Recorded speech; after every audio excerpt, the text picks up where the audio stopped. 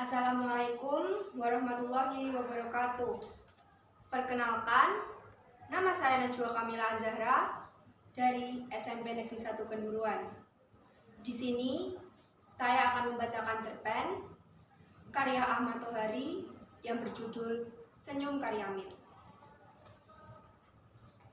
Senyum Karyamin.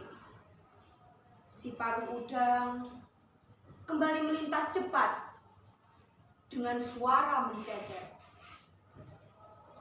Karyamin tak lagi membencinya karena sadar burung yang demikian sibuk pasti sedang mencari makan buat anak-anaknya dalam sarang entah di mana. Karyamin membayangkan anak-anak si paruh udang sedang meringkuk lemah dalam sarang yang dibangun dalam tanah di sebuah tebing yang terlindung. Angin kembali bertiup, daun-daun jati berterbangan, dan beberapa di antaranya jatuh ke permukaan sungai. Daun-daun itu selalu saja bergerak menentang arus karena dorongan angin. Jadi, kamu sungguh tak mau makan, Min? Tanya Saidah ketika melihat Karyamin bangkit. Tidak, kalau kamu tak tahan melihat aku lapar, aku pun tak tega melihat lenganmu habis karena utang-utangku dan kawan-kawan. Iya, Min, iya. Tetapi Saidah memutus kata-katanya sendiri karena Karyamin sudah berjalan menjauh. Tetapi Saidah masih sempat melihat Karyamin menolehkan kepalanya sambil tersenyum, sambil menelan ludah berulang-ulang. Ada yang mengganjal di tenggorokan yang tak berhasil didorongnya ke dalam. Diperhatikannya Karyamin yang berjalan melalui lorong liar sepanjang tepi sungai. Kawan-kawan Karyamin menyeru-nyeru dengan segala macam soroh cabul. Tetapi Karyamin hanya sekali berhenti dan menoleh sambil melempar senyum. Sebelum naik meninggalkan pelataran sungai, mata Karyamin menangkap sesuatu yang bergerak pada sebuah ranting yang menggantung di atas air. Oh, si paruh udang. Punggung biru mengkilap, dadanya putih bersih, dan paruhnya merah saga. Tiba-tiba, burung itu menukik, menyambar ikan kepala timah, sehingga air berkecipak. Dengan mangsa di paruhnya, burung itu melesat, melintas para pencari batu, naik menghindari rumpun gelangan, dan lenyap di balik gerumbul pandan. Ada rasa iri di hati Karyamin terhadap si paruh udang. Tetapi dia hanya bisa tersenyum sambil melihat dua keranjangnya yang kosong.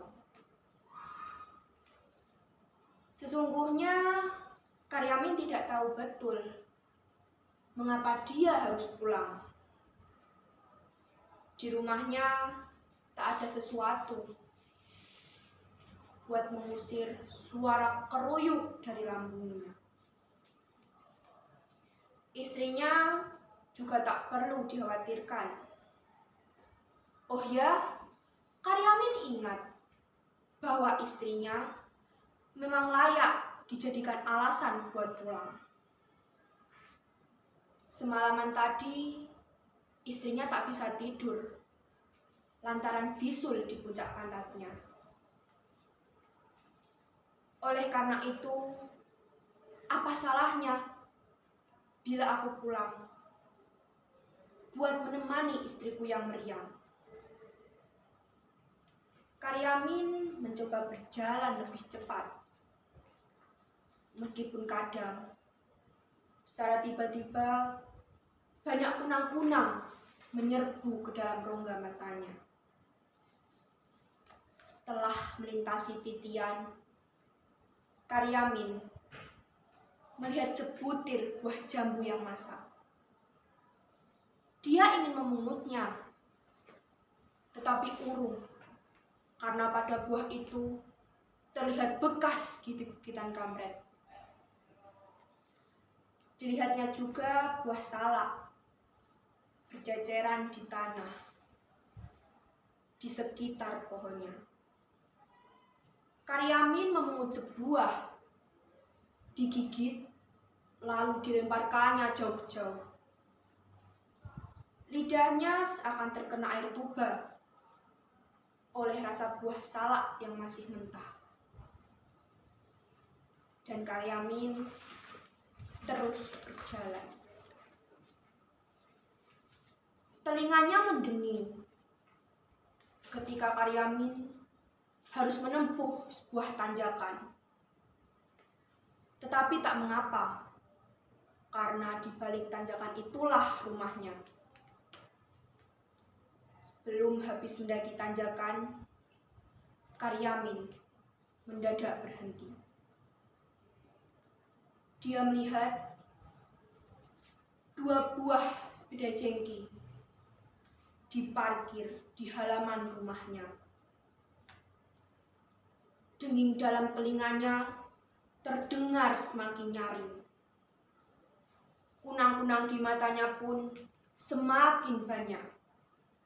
Maka Karyamin sungguh-sungguh berhenti dan termangu. Dibayangkannya, istrinya yang sedang sakit harus menghadapi 2 penagih bank harian. Padahal Karyamin tahu istrinya tidak mampu membayar kewajibannya. Hari ini, hari esok, hari lusa, dan entah hingga kapan. Seperti entah kapan datangnya tengkulak yang telah setengah bulan membawa batunya. Masih dengan 1000 kunang-kunang di matanya. Karyamin mulai berpikir, apa perlunya dia pulang? Dia merasa pasti tak bisa menolong keadaan. Atau setidaknya menolong istrinya yang sedang menghadapi 2 penagih bank harian. Maka pelan-pelan Karyamin membalikkan badan, siap kembali turun. Namun di bawah sana Karyamin melihat seorang lelaki dengan baju batik motif tertentu dan berlengan panjang.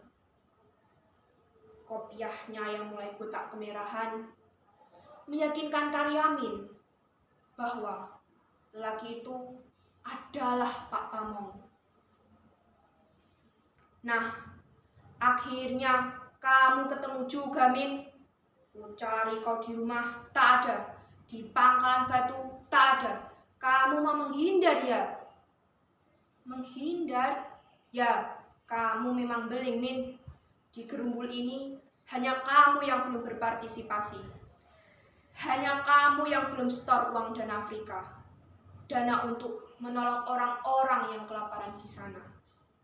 Nah, sekarang hari terakhir. Aku tak mau lebih lama kau persulit. Karyamin mendengar suara napas sendiri. Samar-samar, Karyamin juga mendengar detak jantung sendiri. Tetapi, Karyamin tidak melihat bibir sendiri yang mulai menyungging senyum. Senyum yang sangat baik untuk mewakili kesadaran yang mendalam akan diri sendiri serta situasi yang harus dihadapinya. Sayangnya, Pak Pamong malah menjadi marah oleh senyum Karyamin. Kamu menghina aku, Min? Tidak, Pak. Sungguh tidak. Kalau tidak, mengapa kamu tersenyum-senyum? Hai cepat, mana uang iuranmu? Kali ini, Karyamin tidak hanya tersenyum, melainkan tertawa keras-keras. Demikian keras, sehingga mengundang 1000 lebah masuk ke telinganya. 1000 kunang masuk ke matanya.